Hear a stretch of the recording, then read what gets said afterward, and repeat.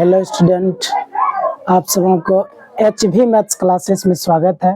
मैं रत्नेश सर आपके बेहतर भविष्य को लेकर क्लास 12th का मैथ का टॉपिक एप्लीकेशन ऑफ डिटर्मिनेंट, यानी हम लोग जो डिटर्मिनेंट पढ़े उसका हमारे दैनिक जीवन में क्या उपयोगिता है, ठीक है। और उस पर आधारित NCERT के अकॉर्डिंग जो है कुछ क्वेश्चन भी दिया गया है। पहले उस पर आधारित हम लोग एक थ्योरी को जान लेते हैं कि त्रिभुज का क्षेत्रफल यानी एरिया ऑफ अ ट्रायंगल। एक क्या होगा, हम लोग पिछले 10 क्लास में जो उपयोग किए थे, एक त्रिभुज दिया गया था ABC, ठीक है, और उसमें 3 शीर्ष दिया गया था, उसका क्षेत्रफल कैसे ज्ञात करेंगे, इसी पर आधारित ये प्रश्न है, ठीक है।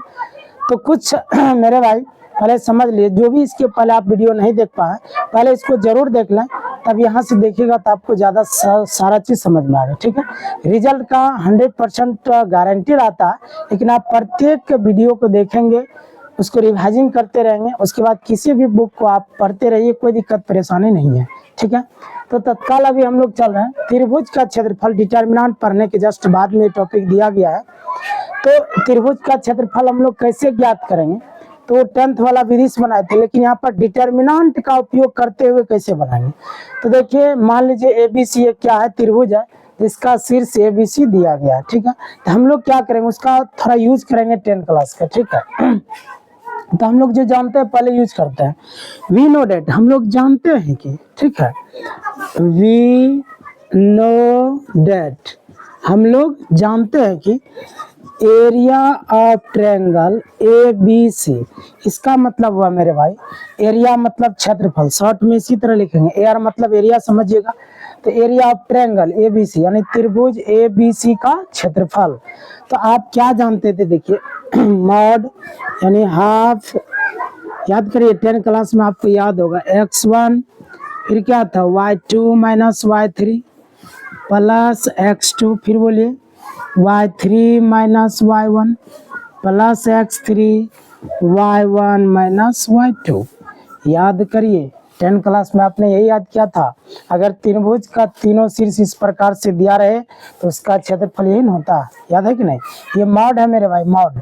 जो भी मॉड के बारे में नहीं पढ़े हैं, ठीक है, तो 11th क्लास का भी पहले आप सारा कंप्लीट कर लीजिए थ्योरी, तब कोई दिक्कत परेशानी नहीं है। मॉड का काम हम केवल समझा देते अभी संक्षेप में।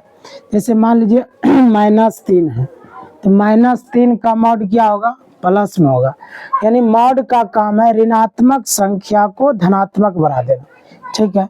फिर उसके बाद जैसे -10 है, इसका मॉड क्या हो जाएगा, प्लस में 10 होगा, फिर यानी मॉडुलस फंक्शन का यही डिफिनेशन है, ठीक है। इस प्रकार से हम लोग आगे की ओर बढ़ते हैं।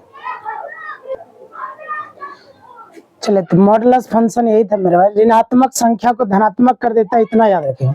लेकिन जो प्लस में रहेगा, जैसे 8 का मॉड 8 ही हो जाएगा, 9 का मॉड 90 हो जाएगा, यानी मॉड का काम है ऋणात्मक संख्या को धनात्मक कर देना। धनात्मक है, धनात्मक है ही, और 0 का मॉड 0 होता है, इसको याद कर लीजिएगा। ऋणात्मक संख्या को क्या करता है, धनात्मक बना देता है, ठीक है। चलिए अब आगे की ओर बढ़ते हैं। देखिए तो इसको मेरे भाई क्या करेंगे, अब थोड़ा सा यहाँ पर ध्यान देंगे, बराबर mod half into x1 y2 minus y3, यहाँ से माइनस कॉमन लीजिए। जैसे माइनस कॉमन लीजिएगा तो यहाँ पर क्या होगा, -x2 यानी y1 minus y3 plus x3 into y1 minus y2। यहाँ तक समझ में आया, बस कुछ नहीं किया, इस शुरू बीच वाले से माइनस कॉमन लिया, बाकी दोनों कुछ नहीं किया, जैसा वैसा ही उतार दिया, ठीक है। तो आप देखिए मेरे भाई क्या करेंगे, इसको आप डिटर्मिनेंट में कन्वर्ट करने जा रहे हैं। कैसे होगा, यहाँ पर देखिए, ये जो मॉड लगा हुआ है ना, इसको भाषा में लिखते हैं इसे, देखिए मॉडुलस ऑफ, ये जो मॉड है ना, इसको भाषा में क्या लिख दिया, मॉडुलस ऑफ। इसको मापांक भी कहते हैं, क्या कहते हैं इसको, मापांक। तो हाफ, उसके बाद डिटर्मिनेंट, ठीक है, x1 x2 x3 y1 y2 y3 1 1 1। चले, ये डिटर्मिनेंट है। अब कहिएगा मेरे भाई ये भाषा क्यों लिखे, उसको समझिए थोड़ा। चूंकि डिटर्मिनेंट का भी जो सिंबल है इसके जैसा ही होता है, मॉड का भी सिंबल ऐसा ही होता है, तो दोनों का सिंबल एक ही जैसा होता, इसीलिए हम भाषा में लिख दिए मॉडुलस ऑफ। बात समझे। तो देखिए भाई अब क्या करेंगे, लेकिन इसको ये आप कैसे लिख दिए, तो इसको हल करिए, उतना आना चाहिए, अगर इतना आ गया तभी ना आप इसको ऐसा लिख सकते हैं। तो ये मॉडुलस ऑफ, चले देखिए ये वाला बाहर में जो मॉड लगा ये भाषा हुआ, इसको हम एक बार सरल करके दिखा रहे हैं। ऐसे मॉड, मॉडुलस ऑफ माने ये मॉड, उसके बाद हाफ। अब देखिए भाई जैसे आप डिटर्मिनेंट को हल करते थे वैसे कर दीजिए। देखिए अगर इतना आ गया तो इसका मतलब ऐसा लिखना सही है। तो देखिए एक बार हम बता देते हैं केवल, तो पहला कॉलम का यूज करके इस डिटर्मिनेंट को हल कर रहा है। तो क्या लीजिएगा भाई, x1 लीजिएगा, इसके बाद इसका रो और कॉलम ऐसे डिलीट करिएगा, क्या होगा y2 माइनस y3 होगा, y2 माइनस y3। फिर यहाँ पर बीच में क्या होगा, माइनस का सिंबल होता है ना यहाँ पे डिटर्मिनेंट का चिन्ह, x2 हो गया। फिर क्या होगा भाई, दूसरा रो पहला कॉलम को डिलीट ऐसे करिएगा, जैसे डिलीट करिएगा तो क्या हो जाएगा देखिए, यानी y1 माइनस y3 होगा, y1 माइनस y3। फिर प्लस यहाँ पर होता है x3। अब इसका रो और कॉलम को ऐसे डिलीट करिए, बोलिए y1 minus y2, y1 minus y2। बात समझे। अब आप मिलानी कर लीजिए, देखिए यही भाई यहाँ पर है कि ना, मिला लीजिए आप, mod x half into x1 y2 minus y3, यहाँ भी मिलाइए, minus x2 y1 minus y3 plus x3 y1 minus y2, मिल गया। इसका मतलब इसी चीज को ऐसा हम लोग लिख सकते हैं। तो हम इस थ्योरी में क्या सीखने जा रहे थे भाई, कि किसी भी त्रिभुज का अगर 3 शीर्ष दिया रहे ना, तो डिटर्मिनेंट का यूज करके हम मान कैसे ज्ञात करते हैं। तब आज के बाद आपको याद रख लेना है, ये निचला केवल हम हल करके दिखाए कि इसको हल करेंगे तो इतना आ जाएगा। तो आज के बाद आपको याद क्या करना है मेरे भाई, तो एरिया ऑफ ट्रायंगल ABC बराबर अगर कभी भी त्रिभुज का तीनों शीर्ष दे दे, ठीक है, और उसका क्षेत्रफल पूछे तो हम लोग डिटर्मिनेंट का उपयोग करके इसी रूप में हल करेंगे, ठीक है। इसको याद रखिएगा, मॉडुलस ऑफ हाफ, इसको याद कैसे रखेंगे, डिटर्मिनेंट तीनों कोऑर्डिनेट का जो है पहला x1 x2 x3 ये पहले कॉलम में रखिएगा। देखिए x1 x2 x3 पहले कॉलम में, यानी x1 x2 x3 पहले कॉलम में रखा। फिर y1 y2 y3 यानी y कोऑर्डिनेट जो है y1 y2 y3 ये दूसरे कॉलम में। लास्ट वाला कॉलम हमेशा 1 दीजिएगा, फिक्स कर दीजिए, कहे कभी आपको दिखा, इसको सरल करेंगे तो इसके बराबर हो जाएगा। तो तीसरा कॉलम 1 1 1 ही फिक्स रहेगा, ये दोनों बदलते रहेगा अब जैसा वहां पर रहेगा, ठीक है। तो यानी आपको यही याद रखना है, x1 x2 x3 को पहला कॉलम में लिखेंगे, फिर y1 y2 y3 को दूसरा कॉलम में, और तीसरा कॉलम में 1 1 1 को फिक्स कर देना है। अगर भाई समझ में आ रहा है तो लाइक करें, सब्सक्राइब करें, दोस्तों को शेयर भी करें, ठीक है। तो आगे की ओर बढ़ते रहेंगे, तो इसका पहले स्क्रीनशॉट लीजिए, फिर अगले थ्योरी की ओर बढ़ते हैं।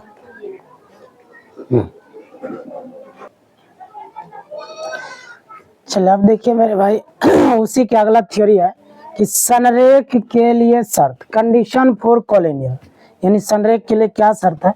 फिर उसी प्रकार अगर त्रिभुज का तीनों शीर्ष मालूम हो और वो क्या कहे, अगर ये तीनों बिंदु संरेखीय है, तो आपको याद होगा मेरे भाई 10 क्लास में ही, अगर किसी भी त्रिभुज का तीनों बिंदु संरेखीय हो, इसका मतलब त्रिभुज का क्षेत्रफल 0 होता है। याद है, संरेख के लिए कंडीशन है, कोलिनियर के लिए कंडीशन है कि तीनों बिंदु संरेख है, इसका मतलब त्रिभुज का क्षेत्रफल 0 होगा।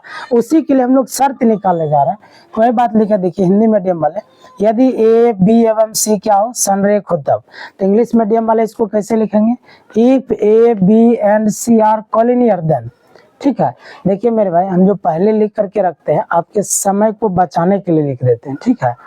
तो देखिए, तो if A B and C are collinear then, यदि A B C तीनों पहले से क्या हो, संरेखीय हो, तब जानते हैं एरिया ऑफ ट्रायंगल ABC, यानी उस त्रिभुज ABC का क्षेत्रफल क्या होगा, 0 होगा। होगा कि नहीं, 0 होगा। और अभी जस्ट आपने पढ़ा मेरे भाई, डिटर्मिनेंट के रूप में त्रिभुज का क्षेत्रफल कैसे निकलता है, तो modulus of half determinant x1 x2 x3 y1 y2 y3 1 1 1 बराबर 0। याद है। अब एक चीज आपको हम सिखाते हैं, यहाँ देखिए याद भी रखिएगा, अगर मॉड x बराबर 0 हो जाए, तो 11th में बताए थे मेरे भाई कि x बराबर 0 होगा। अगर मॉड x का मान 0 होगा तो x बराबर 0 होता है। अगर मॉड x बराबर k हो, लेकिन शर्त है k का मान 0 नहीं हो, यानी सीधा कहिए ना k का मान 0 नहीं हो लेकिन 0 से बड़ा हो, के इज ग्रेटर देन 0, इसका मतलब हुआ मेरे भाई के का स्थान पर क्या हो, 0 से बड़ा अगर कोई संख्या हो तो इसका मतलब होगा x बराबर प्लस माइनस के। अगर मॉड x, ये पहला नंबर हो गया, ये दूसरा, ये नोट भी कर लीजिएगा अगर नहीं जानते हैं तो। यदि मॉड x बराबर k हो, लेकिन शर्त है k के स्थान पर जो भी संख्या हो 0 से बड़ा हो, 0 नहीं हो, 0 से बड़ा हो, तब x बराबर क्या होता है, प्लस माइनस के। इसका एक एग्जांपल देते हैं मेरे भाई, देखिए तो एग्जांपल, जैसे मॉड x बराबर अगर मान लीजिए 7 है, आप देख सकते हैं 0 से बड़ा है कि नहीं। और एक चीज अब किसी के मन में होगा यहाँ माइनस क्यों नहीं होगा, वो भी समझ लीजिए। मॉड, किसी भी संख्या का मॉड जैसे हम लोग निकालते हैं हमेशा धनात्मक रिजल्ट देता है, इसीलिए पलसेम होगा जब भी होगा, ठीक है। तो मॉड x बराबर 7 हो गया, तो इसीलिए क्या लिखिएगा, x बराबर, ये क्या कह रहा है, अगर k का स्थान पर 0 से बड़ा हो तो मॉड जैसे हटाएंगे इधर क्या लगाइएगा, प्लस माइनस, तो x बराबर क्या होगा मेरे भाई, प्लस माइनस 7। इसी तरह से तो इसको नोट भी कर लीजिए, ठीक है, स्क्रीनशॉट ले लीजिए, फिर यहाँ पर मेन पॉइंट पर आते हैं, ठीक है, उसको हटा भी देंगे। आइए देखिए, तो आप ही याद करिए मेरे भाई, तो मॉडुलस ऑफ, जैसे ये मॉड हटाइएगा, अभी यहाँ पर देखिए, अगर मॉड x बराबर 0 हो तो x बराबर क्या होगा, 0 होगा, ठीक है। तो यहाँ पर आप क्या करेंगे, ये भाषा जैसे हटेगा तो इतना बराबर क्या होगा, 0 होगा। तो half determinant x1 x2 x3 y1 y2 y3 1 1 1 बराबर हो गया 0। यहाँ कारण बता दीजिए, चूंकि मॉड x बराबर अगर 0 रहता है तो इम्प्लाइज डेट x बराबर 0 होता है। अब किसी किसी के मन में ये बात क्लियर नहीं हुआ होगा, देखिए मेरे भाई, इसी में हम समझा देते हैं, ठीक है। ये जो भाषाई चीज है ना लिखा हुआ, इसको जरा हम हटाते हैं। देखिए मॉडुलस ऑफ, इसका मतलब ऐसे मॉड देगा कि नहीं देगा, देता ना, लेकिन यहाँ पर देखिए मॉड भी है डिटर्मिनेंट भी है, थोड़ा सा समझने में कभी कभी दिक्कत होगा कि आप इसको मॉड बोला है कि डिटर्मिनेंट बोला है, नहीं। तो आप देखिए, तो मॉड x, ये पूरे को x मानना है, ये जो है ना दोनों मॉड के अंदर में ये पूरा क्या चीज है, ये मॉड x है। तो मॉड x बराबर अगर 0 हो, देखिए हाँ भाई क्या करा, मॉड x बराबर अगर 0 हो तो केवल x बराबर क्या होगा, 0 होगा। तो देखिए मॉड x का मान 0 है, तो इसका मतलब केवल x, यही चीज तो यहाँ लिखे ना, x बराबर क्या होगा, 0 होगा। आप समझे तो इसी को हम यहाँ पर किस में लिखे थे, मॉडुलस ऑफ, भाषा में लिखे थे मॉडुलस ऑफ, ठीक है, कोई दिक्कत, चले था हो गया। अब इस 2 को क्या करिए, भाग में इधर गुना में भेज दिए, खत्म हो जाएगा, ठीक है।